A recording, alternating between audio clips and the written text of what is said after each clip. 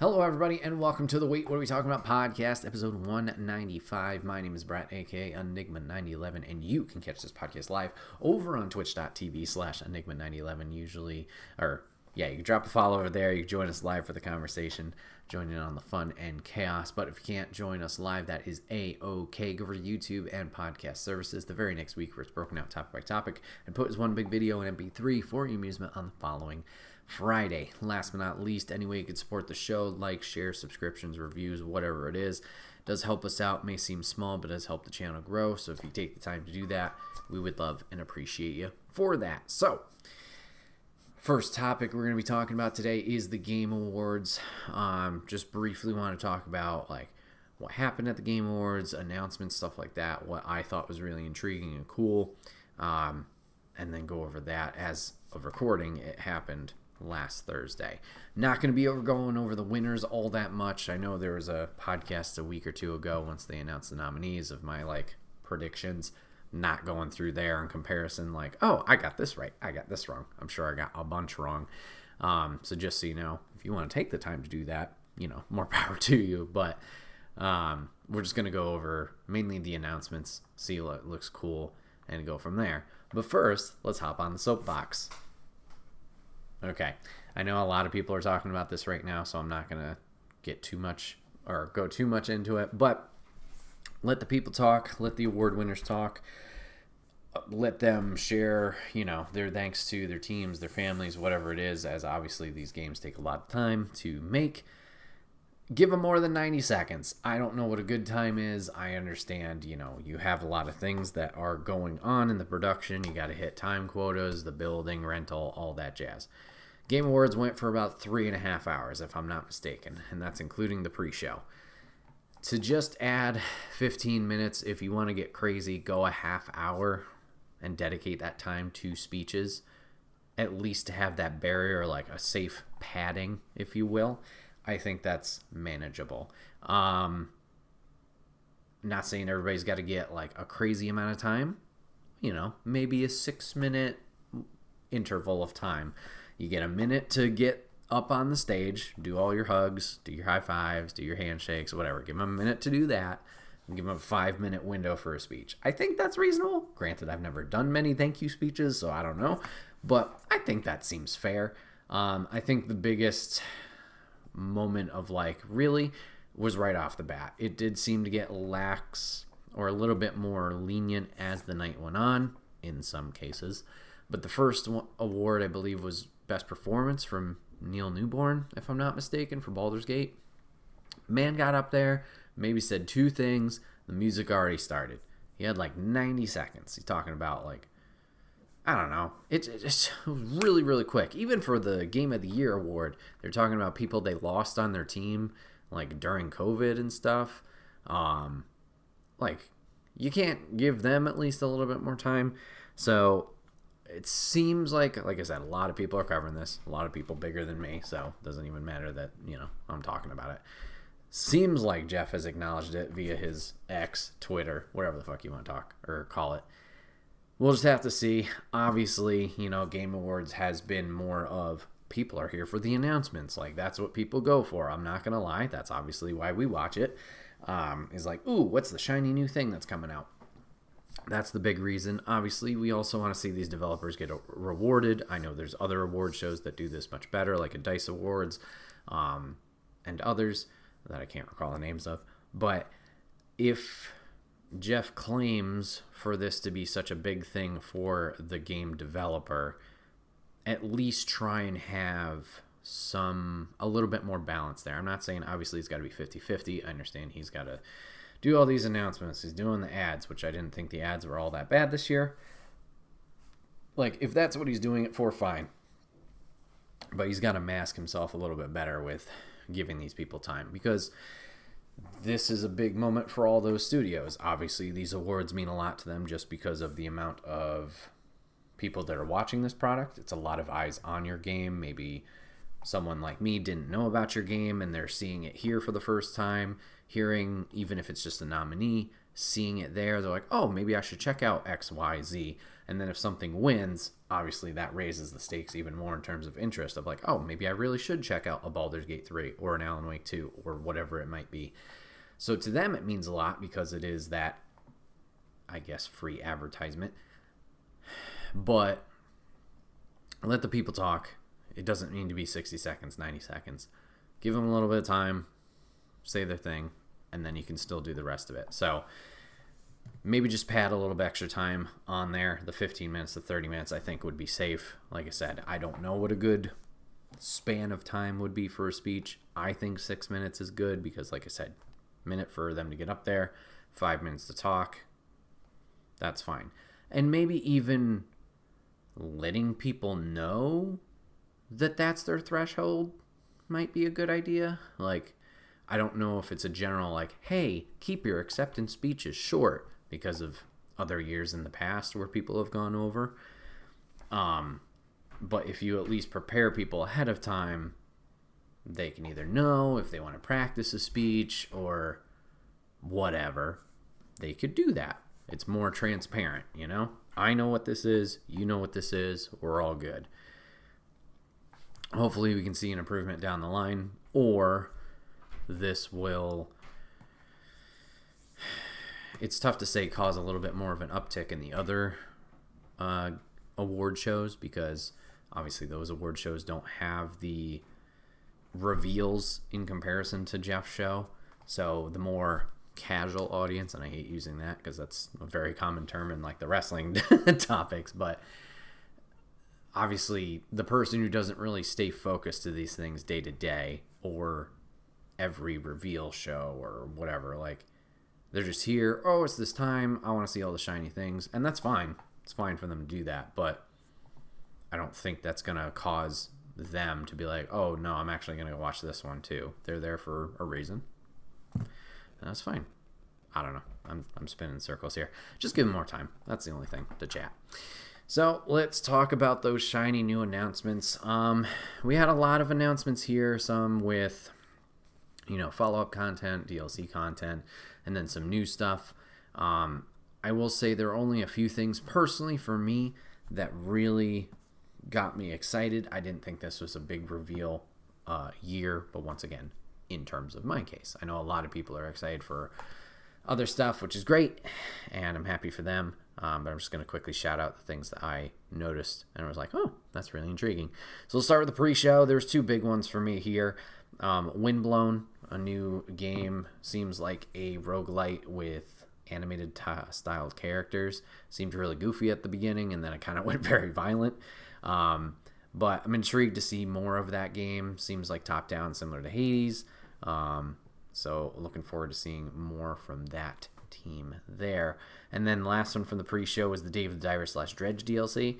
I haven't played either of these games. I watched a lot of Dave the Diver. I've heard great things about Dredge. I just thought it was a really cool thing of the kind of crossover DLC or add-on that was happening. So that was just a fun moment of like, oh crap, they're really doing that. That's pretty neat. I lied. I do have one more that I'm slightly intrigued with the pre-show. And that'd be Pony Island 2. Didn't play the original Pony Island. I have watched the tail end of it thanks to 6-1 Indie that did a stream of it recently.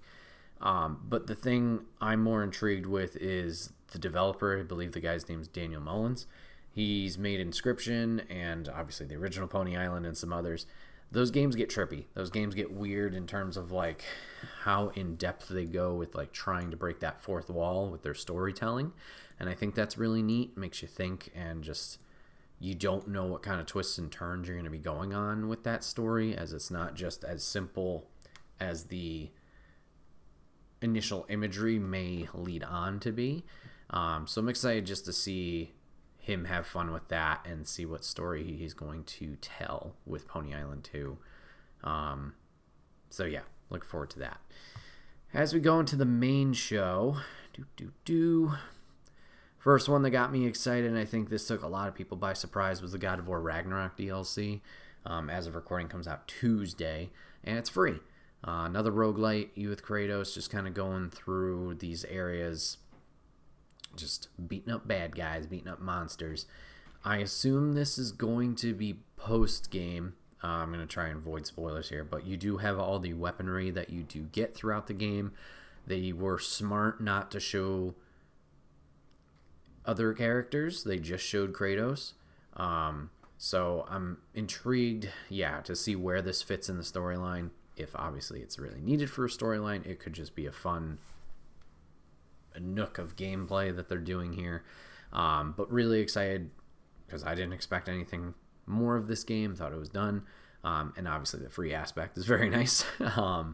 And along with the shadow drop of, hey, it's next week. Oh, snap. So interested to see what people think of that mode. I'm not sure if I will be diving into it myself. I got very excited for it, but it's one of those things of like, nah, I've checked, done all that game, platinumed it, whatever, moved on from it.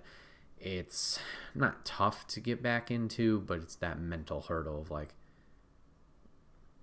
diving back into it, which sounds very first world problem type thing. But I don't know if I'll be doing or taking the time to dive back into that or focusing on other things. But just a cool thing that the team did, added in there. Cool to see. I think I'm going to keep that one to the end. Jurassic Park Survival, I can't lie, that's got me a little bit intrigued.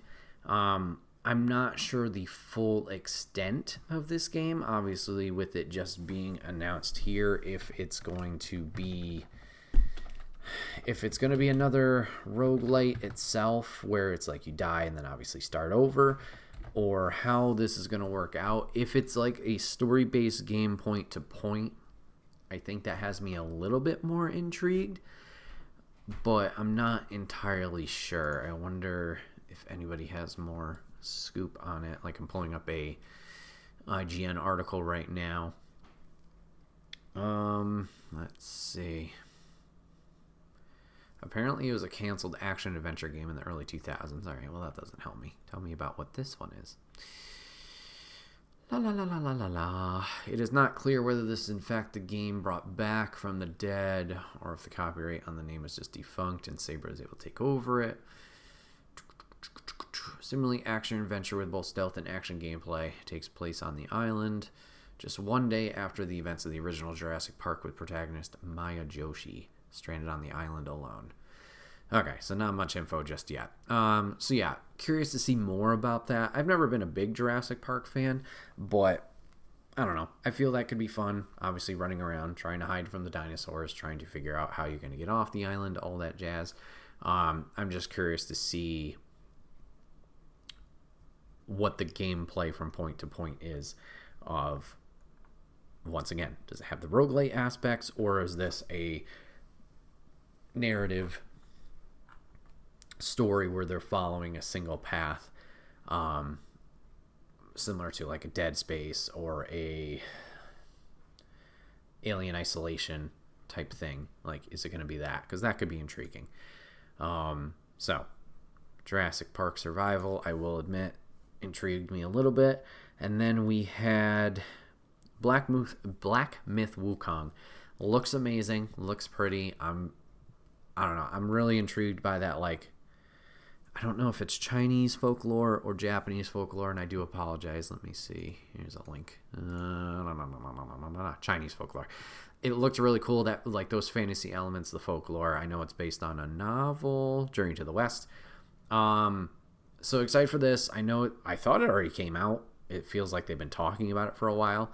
One thing that I learned, and I'm a little concerned about, is apparently the development studio, Game Science, a little questionable on some. I guess the studio is very sexist, so have to keep an eye on that. Because that's very disheartening. Like, oh, this looks really cool. Oh wait, you're kind of assholes. Okay, great. So with a little grain of salt there, looks cool. We'll see. What was after that I saw or I noted? Suicide Squad. We talked about it on the live stream. If you guys want to catch the live reacts, the VOD should be up there still, if you're catching this when it releases. So you can check that out over on Twitch. I'm looking forward to Suicide Squad. I know it's been a little bit of a hit or miss in terms of, obviously, the delay schedule, if it's a games of service thing, and obviously the third-person shooter, and all the characters kind of jumping around and doing their thing. Kind of been hit or miss, as a lot of Arkham fans and Rocksteady fans were hoping for more of an Arkham experience where it was the narrative that way. I still have faith with Rocksteady. This is the first thing they've put out, I believe, since Arkham Knight. So obviously they've been putting a lot of time into this. I still enjoy the stories that they did tell with the Arkham series, and they haven't missed yet in terms of narratives. I know a lot of people weren't a fan of Gotham Knights, but that was a different studio with WB Games. I personally liked it, but I understand where people can get the little hiccup just with how this game looks with its gameplay. But I'm looking forward to it. I will be intrigued to see how the Battle Pass system works out. They are doing post-game content. It seems like a paid Battle Pass. There will be free rewards a la a Fortnite. So that, I understand, I guess that might fit the microtransactions staple, potentially. If it's like a Fortnite or an Apex Legends where you can get enough in-game currency to then get you to the next one, I think I'd be intrigued, because then it's only a one-time investment of that first one. Obviously, if you play it enough, then you can continue playing with what you've already earned in game. And then if it's like one of those things where it's like, nah, I'm not hooked to the game, obviously you're not going to be worried about the future battle passes. So it's like, I tried it, it is what it is, you go from there. Yeah, that I can understand the concern of like how many microtransactions there will be, how the battle pass is going to work, are they going to nickel and dime us for like outfits and stuff like that. That is all fair criticism. We'll just kind of have to be a wait and see. But in terms of the game itself, I'm intrigued with the storyline. The Suicide Squad characters I'm not really super connected to. I'll probably be playing as Harley because I'm basic most of this journey, but you can swap at any point in the narrative and go through the story there. But I'm intrigued to see how Brainiac took over, how our heroes, are portrayed. This is still in the Arkham universe. I believe they said I don't remember if it's 10 years or 5 years after. I want to say 5 years after Arkham Knight. This is Kevin Conroy's last performance of Batman before his unfortunate passing. So yeah, excited to see that. If they do it like other Arkham games, just like the depth of lore and narrative that they tell, even in the side content, like that's where I learned a lot about Batman in the original Arkham Asylum. I'd be intrigued to learn more about the Suicide Squad and other aspects of the DC universe through this. So I'm looking forward to it. Right now it's coming out February 2nd. It does have 4-player co-op. It's online, and you can play cross-platform, and I believe they also have cross-progression. More characters are coming, so you have your initial 4 of Harley, Captain Boomerang, Deadshot, and King Shark. Shout out to Samoa Joe for voicing King Shark here. They will have extra villains, Suicide Squad members, there to be playable, but those will be afterwards. And I believe they said they're free to play. I'm going to look this up before I get in trouble. But that's nice that at least they have a plan post-launch. And I believe they also said right now it's all online that you have to play, but there will be an offline mode that's coming after launch. I know some people are like, why is that not at launch? I don't know, but at least just be happy that it's being included. It's one of those things. Sorry, just looking for the other characters. Post-game content. Updates will include new story content, playable characters, missions, gears, weapons, cosmetic items, in-game events, and more. Okay, so... Oh, wait, hold on. Yeah, Suicide Squad Kill the Justice League will have regular post-launch seasonal updates, earnable at no additional cost through playing the game. Updates will include, as I listed, content, characters, missions, gear, weapons, items, in-game events, and more. So yeah, so at least you're getting some stuff for free. The Battle Pass stuff seems all cosmetic, and that will be post stuff, or that will cost some money other than the free tiers. So yeah, looking forward to that. Looking forward mainly to the story, but yeah. Final Fantasy Rebirth, well, Final Fantasy VII Rebirth. I haven't played through all of Final Fantasy VII Remake, nor the original. I know. But I'm still looking forward to it. I know a lot of people are excited for this game. It looks great. We get to see Vincent. Get to see him. Get to see 13. We got Cid for the first time in this reveal. Apparently there's a scene that is alluding to something that happened to the original game that a lot of players are curious if that changes. Or how that's going to play out. So that's definitely a big one on my list that I need to play Remake so I can get ready for this along with Integrate. But excited for it just because all the hype around it and the general mass is talking about it. So it looks great. Looking forward to that. Then we got the surprise of the night. Marvel's Blade coming to Xbox consoles. Very short teaser, nothing gameplay wise. We don't know anything of story. We just get the reveal that Arcane Studios, the studios that worked on Deathloop, are working on this along with other projects.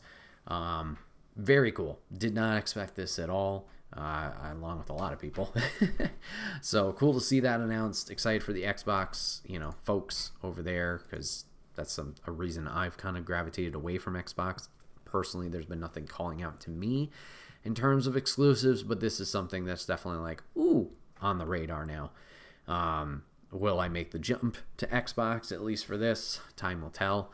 But yeah, Deathloop, I really enjoyed, that being the last Arcane Studio game on PlayStation before the Bethesda acquisition.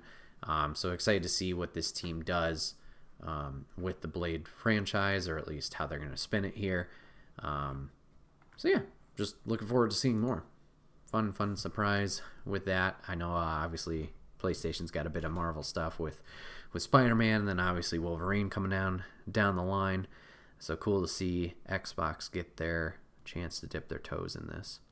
And then the last one that I had on here for myself personally, another one we only saw a really bit of a teaser trailer, no gameplay, anything like that, just cinematics, was Kamuri. So Kamuri doesn't even have a publisher yet, or like any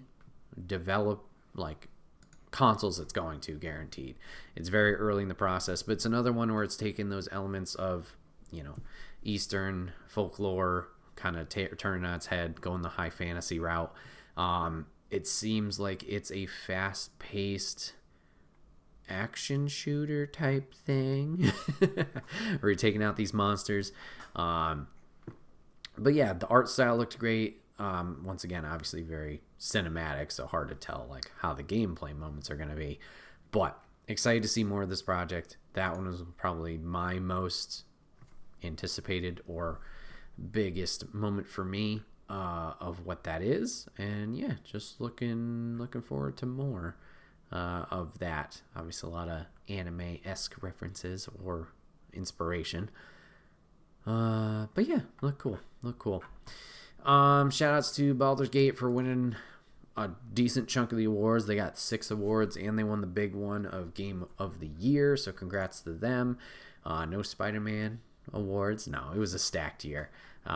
So I don't have any hostility of this should have won instead. No. Baldur's Gate obviously did really well. Alan Wake 2 did fantastic. Getting some love for some indies with Cocoon and Tachia and Sea of Stars. That's great. Yeah, a lot of great games this year. Obviously, some insane releases with some unfortunate stuff in the games industry with layoffs and stuff like that. I wish that was talked about a little bit more as well. But yeah, absolutely insane year. What are you guys interested from the Game Awards? What got announced that you're looking forward to? We are going to be doing a podcast in a few weeks with Jeff from twitch.tv/JeffReg or JeffReg Gaming on YouTube. He's going to be coming back on for our kind of yearly end of the year podcast, talk about our personal games of the year and what we're looking forward to 2024. So if you want to join us for that, just keep posted on Twitch. We can talk about the games of the future, what we're looking forward to, what we hope comes out that year, delays from this year, etc. And we'll go from there.